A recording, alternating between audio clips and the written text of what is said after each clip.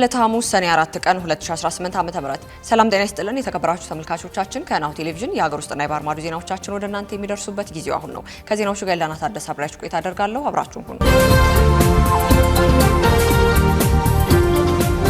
ቀዳሚ ወዳደረግናቸው አጫጭር የሀገር ውስጥ መረጃዎቻችን እናልፋለን። 2 ዓመት ባልሞላ ጊዜ ውስጥ ከ3 ሚሊዮን ኢትዮጵያውያን ኮሪደሮች ስልጠናዎችን ማጠናቀቃቸውን ጠቅላይ ሚኒስትር አብይ አህመድ ገለጹ። ስልጠናው በኮምፒውተር ፕሮግራሚንግ፣ በመረጃ ትንተና፣ በአርቲፊሻል ኢንተለጀንስ እና በአንድሮይድ ሶፍትዌር ልማት መሰረተ ትምህርት በማድረግም በማህበራዊ ትስስር ገጻቸው ላይ ባወጡ ጽሑፍ ጠቅሰዋል። በ3 ዓመታት ውስጥም የ5 ሚሊዮን ኢትዮጵያውያን ኮሪደሮችን ለማሳካት የታቀደው ስራ የተጀመረው ሐምሌ 16 ቀን 2016 ዓ.ም እንደነበረ ማስታውሰዋል። ከተመዘገቡት ከ3 ሚሊዮን በላይ የሚሆኑ ሰልጣናዎችን አጠናቀው ይህንን ስኬት የህዝብ ቁርጠኝነትና ወሰን የሌለው አቅም ማረጋገጫ ነው ሲሉም ነው ጠቅላይ ሚኒስትሩ ያስረዱት።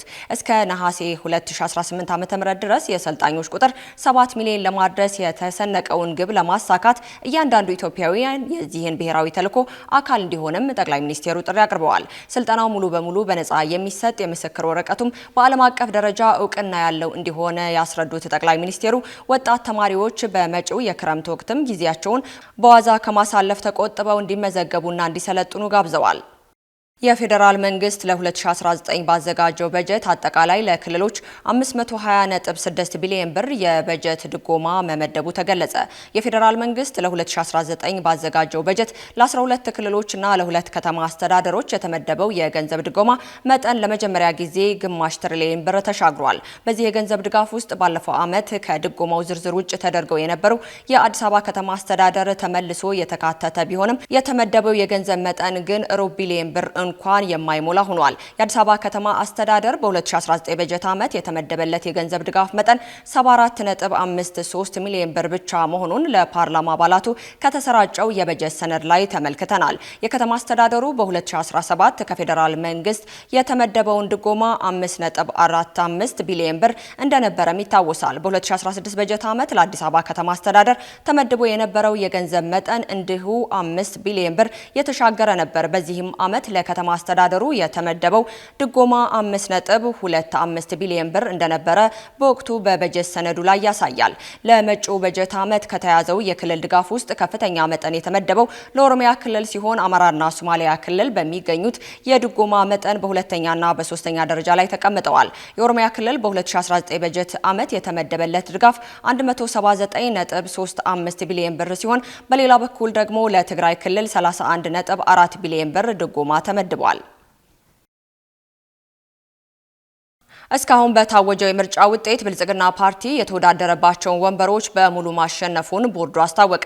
የኢትዮጵያ ብሔራዊ ምርጫ ቦርድ የ7ኛውን ጠቅላላ ሀገር አቀፍ ምርጫ በከፊል ውጤት እወጃን በተመለከተ ሰኔ 3 ቀን 2018 ዓ.ም ምሽት በሰጠው ጋዜጣዊ መግለጫ የሌሎቹን 22 የምርጫ ክልሎች ውጤት አጽድቆ ይፋ አድርጓል። ቦርዱ ባወጣው በዚህ የሁለተኛ ዙር ከፊል ውጤት መሰረት ከተገለጸው ጠቅላላ 48 የምክር ቤት መቀመጫ መካከል ከአንዱ በስተቀር የገዢው ብልጽግና ፓርቲ እጩዎች አሸነፉ ሲሆን የኦጋዴን ብሔራዊ ነጻነት ግንባር እጩ ደግሞ በሶማሊያ ክልል ምክር ቤት አንድ ወንበር ማሸነፉ ታውቋል። ለሕዝብ ተወካዮች ምክር ቤት በጠቅላላ የ10 የምርጫ ክልሎችና ወንበሮች ውጤት የተገለጸ ሲሆን አንደኛ አማራ ክልል፣ 3 በማዕከላዊ ኢትዮጵያና 6 በኦሮሚያ ክልል 10ሩንም መቀመጫዎች በሙሉ የብልጽግና ፓርቲ እጩዎች አሸንፈዋል ተብሏል። ቦርዱ ትናንትና ባደረገው ውጤት እወጃ ተቃዋሚ ፓርቲዎች ወይንም የግል እጩዎች ለሕዝብ ተወካዮች ምክር ቤት ወይንም ለፓርላማው ምንም መቀመጫ አላሸነፉም። ለክልል ምክር ቤት በጠቅላላ የ12 ክልል ምክር ቤት የምርጫ ክልሎች ውጤት ተነግሯል።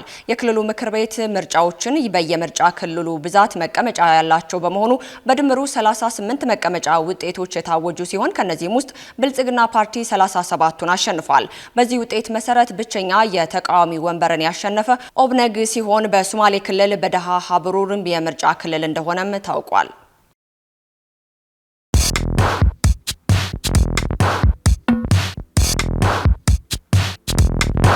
የማድረስ አገልግሎት የወደፊት ዕጣ ፈንታ እዚህ ደርሷል። በትሩዝ የታገዘም ትሩዝ ዴሊቨሪን እናስተዋውቆ።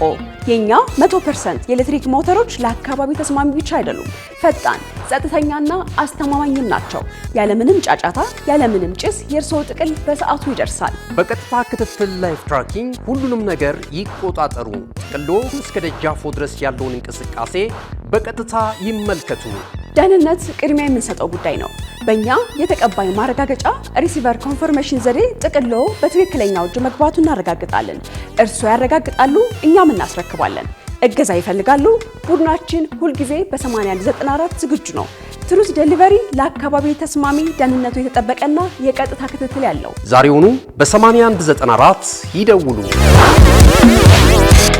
ቀጥለናል። ከውጭ ያገኘናቸው መረጃዎቻችን አልፋለን። በናይጄሪያ ተማሪዎችን ለመጥለፍ በተደረገ ሙከራ 3 ታጣቂዎች መገደላቸው ተገለጸ።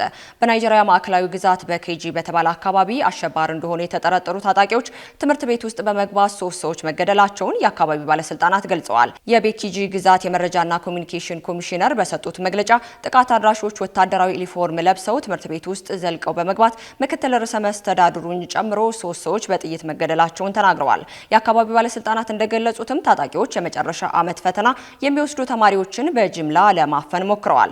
ይሁን እንጂ የጸጥታ አባላቱ ጣልቃ መግባታቸውን ተከትሎ ሙከራቸው ሳይሳካ ቀርቷል። በሁኔታው የተደናገጡ የተወሰኑ ተማሪዎች በአቅራቢያቸው ወደሚገኝ ጫካ መግባታቸውንም አክለው ገልጸዋል። የመንግስት የጸጥታ ኃይሎች ድርጊቱን በፈጸሙ ታጣቂዎች ላይ በወሰደው እርምጃ አንድ ታጣቂ መገደሉን፣ በርካቶች ደግሞ በጥይት ቆስለው ማምለጣቸውን አክሏል።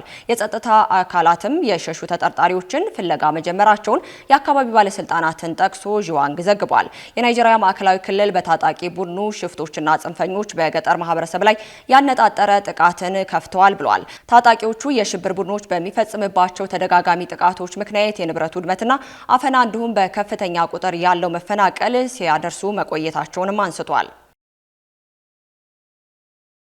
በመጨረሻም የዩናይትድ ስቴትስ ፕሬዝዳንት ዶናልድ ትራምፕ ኢራናውያንን ትናንትና ክፉኛ ደብድበናቸዋል፣ ዛሬም ይቀጥላል ሲሉ አስጠነቀቁ። ዶናልድ ትራምፕ ባደረጉት ንግግር ኢራን ክፉኛ እመታታለሁ ሲሉም ጠንካራ ማስጠንቀቂያን አስተላልፈዋል። አሜሪካና ኢራን በተከታታይ ለ2 ቀናት በመካከለኛው ምስራቅ የተለያዩ ቦታዎች ጥቃቶቻቸውን አጠናክረዋል። አሜሪካና ኢራን በመካከለኛው ምስራቅ ለ2 ተከታታይ ቀናት ድብደባ ሲፈጽሙ ሁለቱ ሀገራት በሚያዝያ ወር የተደረሰውን የተኩስ አቁም ስምምነት ሙሉ በሙሉ ሽረውታል።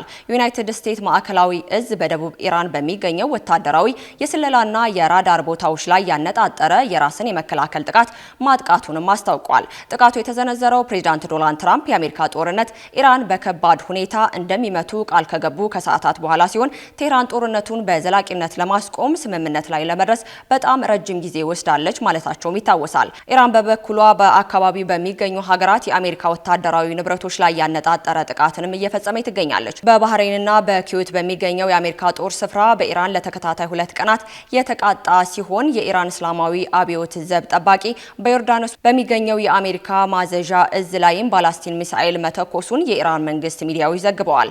የአሜሪካ የመከላከያ ሚኒስቴር ኢራን ስምምነቱን እንድትፈጥር እድል ተሰጥቷት ነበር፣ ነገር ግን አልተጠቀመችበትም፣ ጥቃቱ ይቀጥላል፣ ቁልፍ ተቋማት ላይ ይወድማሉም ሲሉ ማስጠንቅቀዋል።